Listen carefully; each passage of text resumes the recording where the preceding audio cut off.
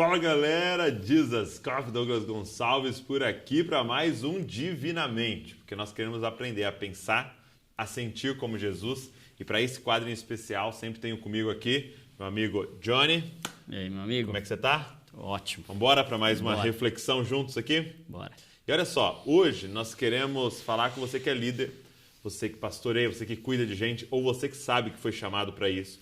Então esse vídeo é para você e a pergunta que nós queremos responder é: por que líderes adoecem emocionalmente? Vamos embora.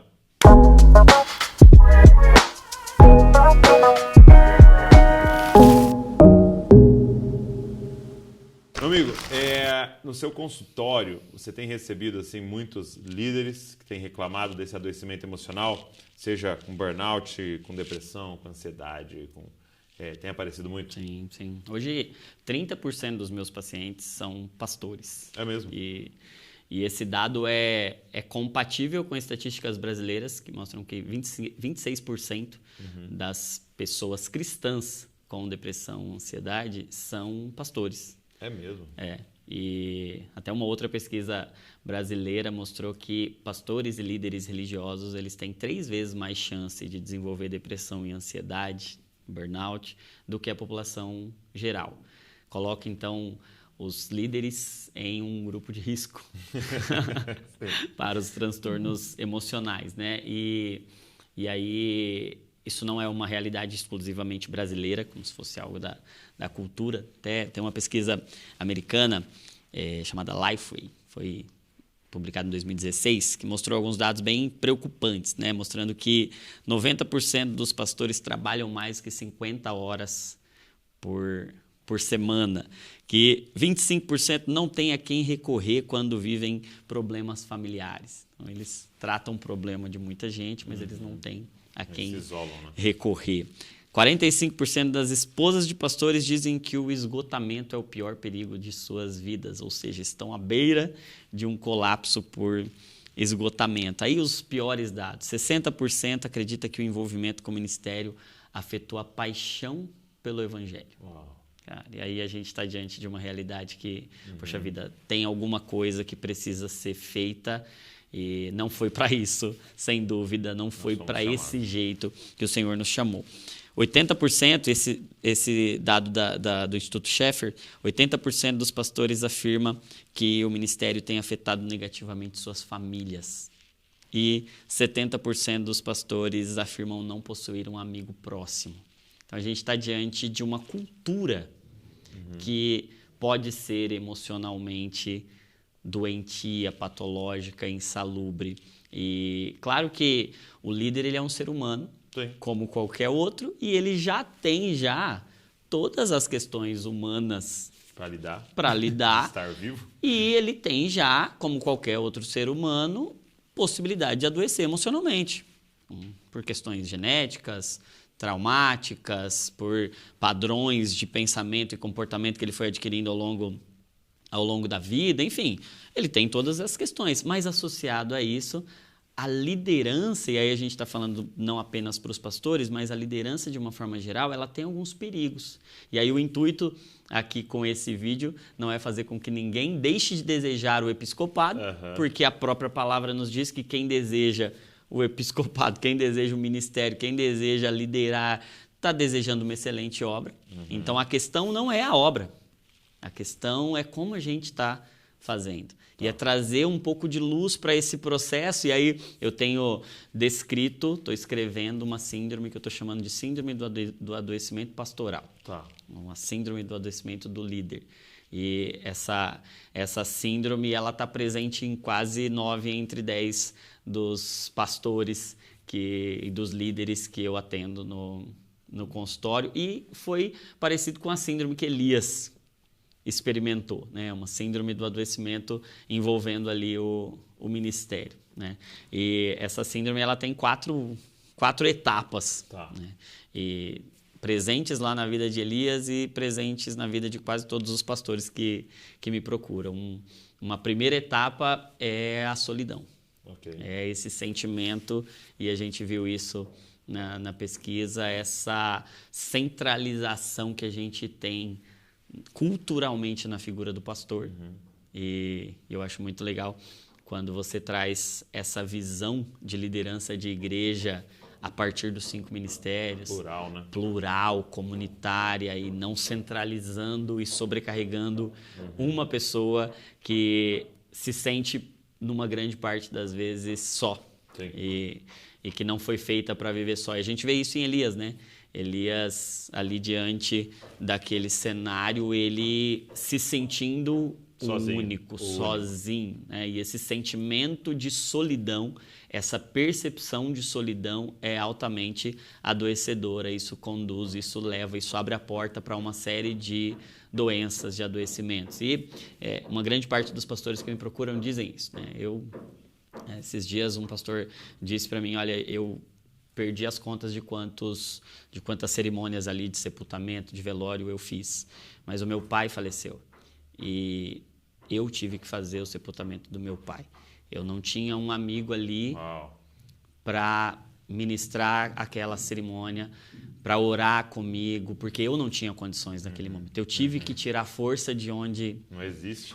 Eu não tinha para fazer. Aquilo me doeu demais. Pouco tempo depois, esse pastor estava num quadro depressivo importante e deixando suas funções ministeriais por não estar conseguindo executar. Então, esse sentimento de solidão é algo extremamente presente.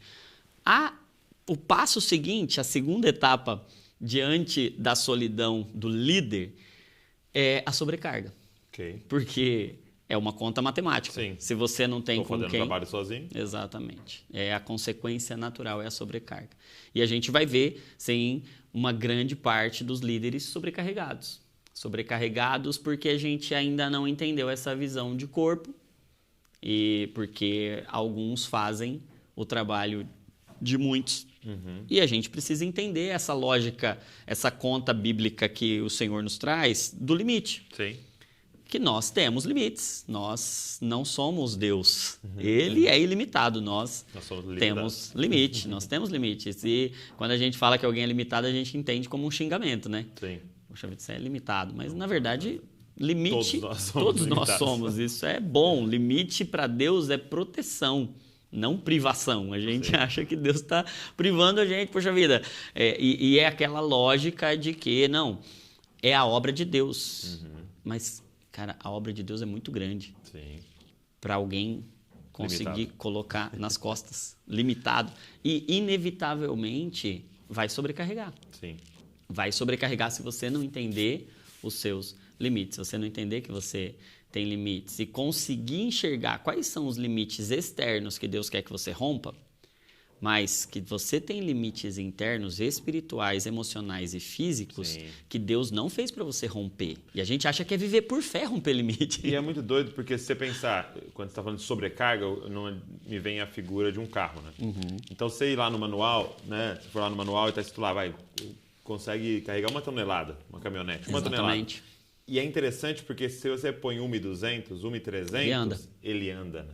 Exato. E eu acho que esse é o grande erro, porque de alguma forma alguém pode dizer, mas está funcionando. Exato. Mas eu tô conseguindo, tô dormindo só um pouco, mas tô conseguindo. Exatamente. Né? E só que ele anda por um período muito mais curto de tempo do que seria a vida dele, né? O desgaste é muito maior. E a sobrecarga é uma palavra que define muito do nosso tempo, né? Não só para os líderes. Nós, hoje, vivemos uma era da sobrecarga. Não é à toa que Jesus faz um convite aos sobrecarregados. O Evangelho é esse convite aos sobrecarregados. E se ele convida os sobrecarregados para um alívio, é porque ele não propõe um estilo de vida sobrecarregado. É porque o Evangelho é um remédio contra a sobrecarga. É leve. É leve. E a gente precisa entender que se um fardo é leve, ele não tem tanta coisa assim. Né? Ele precisa de prioridades e ele precisa respeitar os seus limites. Ele precisa ter margem. Né? Tem até... um dia eu estava conversando com seu pai, né, sobre isso, e ele me lembrou, por exemplo, do acidente do avião da Chapecoense. Sim. Por que aquele acidente aconteceu? Porque aquele piloto, aquela companhia se acostumou a andar no limite. Né? E eu vejo muitos de nós cristãos acostumando a ultrapassar o limite e achar que está fazendo isso por fé. Sim. e aí não dorme o que tem que dormir, e aí não passa tempo com a família como tem que passar, e aí não come como tem que comer, não faz atividade física, não respeita limites emocionais, não sabe lidar com as próprias emoções e vai pegando, como se isso fosse fazer a obra de Deus. E essa falta de discernimento de que você pode estar se sobrecarregando, isso vai adoecer. E aí a terceira fase desse processo do adoecimento ministerial, depois da solidão e da sobrecarga, é que você inevitavelmente vai se expor a sentimentos tóxicos. De uma forma muito mais intensa do que em qualquer outro. Sabe que esse processo dele não acontece só com líderes, com pastores, ele acontece com todos aqueles que cuidam. Tem até uma síndrome que a gente chama de síndrome do cuidador na medicina, que está falando de pessoas que cuidam ali de outros acamados, domiciliados, enfim. E essa síndrome do cuidador, ela já manifesta questões emocionais, sentimentos muito mais intensos. Por quê? Porque você está cuidando de alguém. Professores estão mais suscetíveis, médicos, profissionais de saúde estão mais suscetíveis. Sim. E a pergunta é, quem cuida de quem cuida? Essa é a pergunta. Porque quem está cuidando tem que cuidar da própria vida, mas tem um monte de outros sentimentos para gerenciar. E eu digo agora como pastor, como dói, como a gente é exposto a sentimentos e a possíveis sentimentos tóxicos mais do que em qualquer outro lugar, porque a gente vai lidar com uma culpa muito grande em certos momentos, porque não alcançou objetivos ministeriais, espirituais que a gente gostaria para a igreja. A gente vai lidar com culpa, a gente vai lidar com rejeição quando alguém sai da igreja e aquele sentimento de que, poxa vida, eu não fiz o suficiente, eu não fui bom bastante, eu não visitei, eu não orei, eu não aconselhei. E você lida com sentimentos que vão crescendo. Sim. A culpa por não produzir, a rejeição por, de repente, você ver pessoas indo embora. É o medo de não dar conta. Algo muito forte hoje é comparação, né? Porque hoje eu consigo olhar para a igreja de todos os outros. Exatamente. Eu tô aquém, eu não estou conseguindo produzir. E aquela pressão, de repente, por não conseguir ter a família que você gostaria de ter, e essa tensão entre a família e o ministério, e a pressão financeira, por vezes, tanto da igreja quanto as suas, e inevitavelmente sentimentos tóxicos começam a ganhar espaço, e quando a gente não sabe o que fazer ou como gerenciar as emoções, é um terreno altamente suscetível e vulnerável para o adoecimento emocional, porque a gente não sabe lidar. E aí, quando a gente começa a lidar com sentimentos tóxicos, esses sentimentos começam a ganhar terreno ali dentro de nós. O quarto passo para se proteger é baixar a nossa sensibilidade. Então, a sensibilidade cai. Quando a sensibilidade cai, das duas alternativas, uma acontece. Ou a gente adoece emocionalmente com um burnout, com uma depressão, com uma ansiedade, porque a gente precisa baixar. O que é a depressão, né? Esse afundamento da sensibilidade. Quebrou, afundou. Como está tudo doendo, vou sentir menos. Está tudo doendo, vou sentir menos. Eu vou baixar a minha sensibilidade para diminuir a dor. E aí eu preciso fazer alguma coisa. Ou um outro caminho, baixar a sensibilidade na paixão. Eu me importo menos. Eu me dou menos. Não planejo mais, não sonho. Eu não planejo mais, eu não sonho mais, eu deixo de me importar tanto. Vou no automático. Eu vou no automático para me proteger. E aí, diante desses 4 S's aí, né, da solidão, da sobrecarga, dos sentimentos tóxicos e da sensibilidade que vai caindo, são luzes no painel que vão acendendo e que a gente precisa. E aí, esse é o meu recado para os líderes, é para que você não deixe de jeito nenhum, de forma nenhuma, de desejar e de fazer a obra de Deus, mas que você observe essas luzes no painel, que você esteja atento, respeite a sua humanidade, cuide de você mesmo e da doutrina. Paulo vai escrever para Timóteo, né? Tem cuidado de ti mesmo e da doutrina, porque fazendo isso você vai ganhar tanto a você como aqueles que te ouvem. A gente acreditou que ou a gente precisava cuidar da doutrina ou a gente cuidava de si mesmo. E a promessa e a proposta do Evangelho não é negligencie você para cuidar da doutrina, é cuide de você e cuide da doutrina, porque fazendo isso você vai ganhar tanto você como aqueles que te ouvem, né? Nosso coração aqui hoje era que você pudesse ter insights, que a gente pudesse jogar luz naquilo que está acontecendo com você e que você pudesse buscar ajuda. Tudo começa com solidão.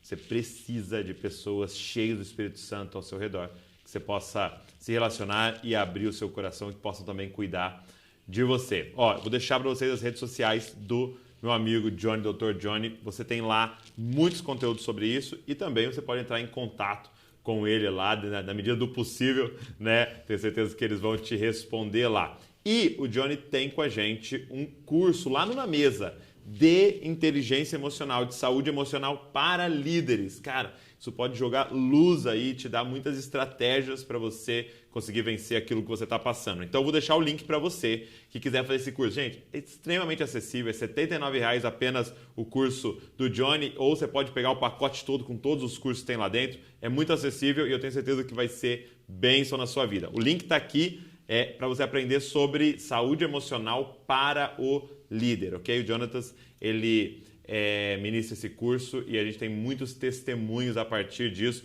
Todas as aulas estão lá disponíveis, você pode começar hoje mesmo, ok? Na descrição, só você clicar aí. Deixa eu te pedir uma coisa, deixa um comentário, se inscreve no canal, também pega o link, manda para todo mundo e curte esse vídeo para que ele se espalhe ainda mais. Deus abençoe você e não se esqueça, você é uma cópia de Jesus. Valeu, meu amigo. Valeu.